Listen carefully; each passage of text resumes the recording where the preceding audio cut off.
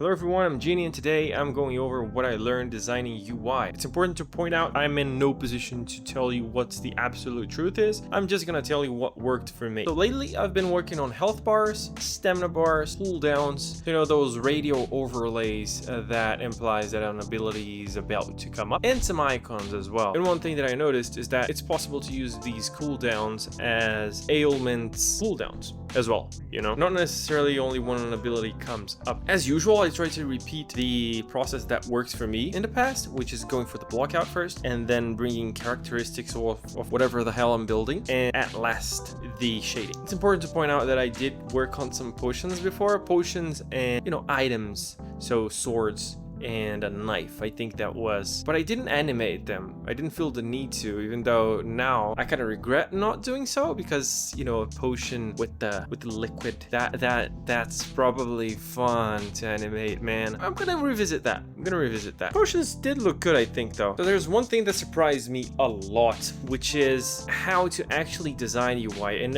I'll tell you what I mean by that, because if you start thinking about the characters, right? So you're drawing animations for a character. It just needs to look good and to convey the movement that the character is trying to make.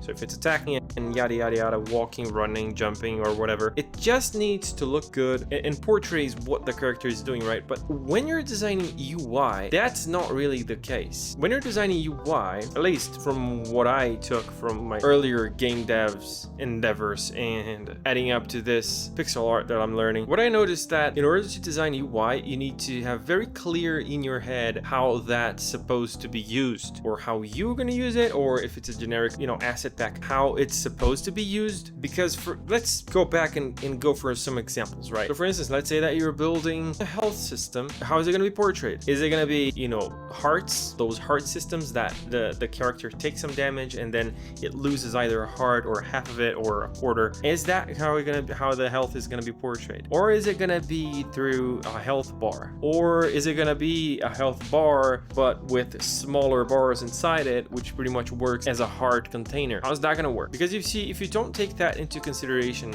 you're not gonna really be able to build something functional. And that's the main thing about UI, is that it has to be functional. You can make a load of beautiful frames for the abilities. You can make a beautiful frame for the health bar, as I tried to do, but if it's not functional, if it doesn't work how it's intended, how it's supposed to work, then it kind of breaks, and you need to redo it, or you need to fix the part that doesn't work. So one thing that is interesting in UI is how much you need to be thinking about how that's going to be used, how useful that's going to be practically when you're designing it. So for instance, this that I'm showing right now on the screen is me designing this health bar that I built, and as you can see, I kind of made a mistake there. So I got into it thinking, okay, so I'm gonna make something different to not have that be so bland and just a bar that is red and conveys health. I wanted to build like an ornament on its sides, but while I was building it, and I started thinking, okay, but this part on the left of the bar looks pretty and all, but how is that gonna be useful? Because on the corner, the last 1 or 2 or 0 to 5% of the health is gonna be hidden, so that's not really gonna work. And for those of you who don't know much of game dev, one of the ways that you can build a health bar is through having let's say a column of pixels of the thickness. You can decide how you're gonna be having it. People like different thickness. But then you have that column and you stretch it through code. You stretch that pixel column through code, and you attach it to how the real number of the health is. So for instance, you usually get it by percentage, and then you make it 100% to fill the whole bar that you make. Kind of difficult to explain with just words, but hopefully I made something for you to look at and understand how it works. So on my case, you see that the way that the health bar was built, the last pixel would be one that would be hidden. And if you do that, then what happens if you're at 3%? Are you at 3% health if you're on that point? Are you 2%? Are you just 1 health? How does that work? So the way I decided to go about it was to sacrifice part of the prettiness of it and cut the corner, you know, and make that more visible, make that more usable, so that you can have 100% sure of how much health you have, if it's just a little bit or if it's pretty much nothing that you have to work on. And you say, but that's quite a low health. Yeah, but what if your character is a tank and you can tank a load of damage?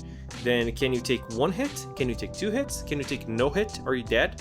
How does that work? And then knowing about that, it was easier to go to the stamina bar later, because then I knew that I had to focus on how it would be used first. And the same goes for the cooldowns. Like, how are you gonna portray cooldowns in your game? You know, would it be in a square manner? Would it be in a square with rounded corners? Would it be a circle? Is it gonna be radial like the one I did, or is it gonna be, you know, from inside out like the one I did as well? So knowing these things are really essential, I think, from what I could grasp, right, for making a proper usable asset. And also, you know, on the same note, so for the cooldown, there are some things that you have less leeway of how you're gonna portray it. So for instance, the cooldown, if you put too many things on top of it, and if you make it too glamorous, you know, if you make it get too much attention, like let's say that instead of putting a circle that goes in a radial form and it ceases to be there, so you know that the ability is now up. Let's say that you put a lock, for instance, and that lock has a number counting down, you know, in the middle of it, and then the lock opens. You know, for the player, that's probably gonna feel like, okay, so this ability takes too long. If something is on cooldown, you want to use it as soon as it comes off cooldown, then all you really want is to be able to be sure that that's off cooldown. You don't want it to be too pretty, too distracting, you know? You don't want it to pull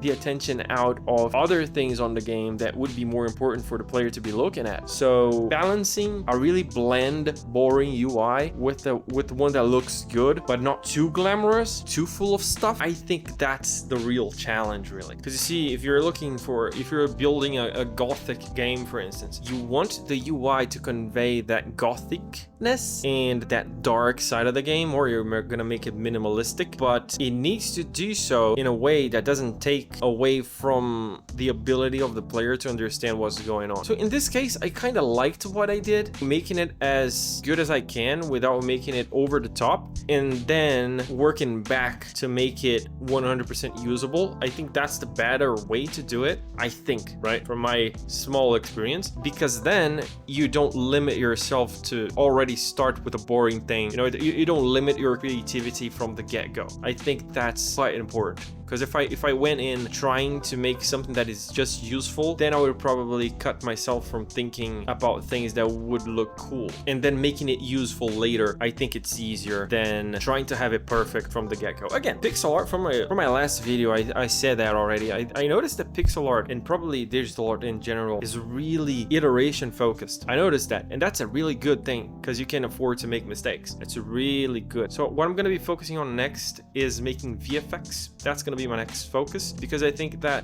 I'm gonna have to embrace the abstraction, you know, the abstract part of it, because I want to make something that is as generic as possible but doesn't look boring as much as possible. I don't know how well I would be able to do that. So for instance, such as dust when the character jumps or lands, you know, slashes and sparks when something gets hit, you know, there's a spark coming off, or a, you know, circle or something. So I'm probably gonna work on VFX, because I think it's probably gonna translate into knowing how to do other things later on. I don't think it's going to be too hard, but I think that having it be too abstract without focusing on a character to do it, I think that's probably going to be the hard part. And it's probably going to make it easier for when I do have a character. So I'm going to work on that next. So that's it, guys. Let me know what you guys think about this topic down below, because, you know, I'm still learning and I'm sharing to maybe help you understand something that you didn't, and maybe I didn't understand something as well on the process. So, you know, if you could share what your challenges were when you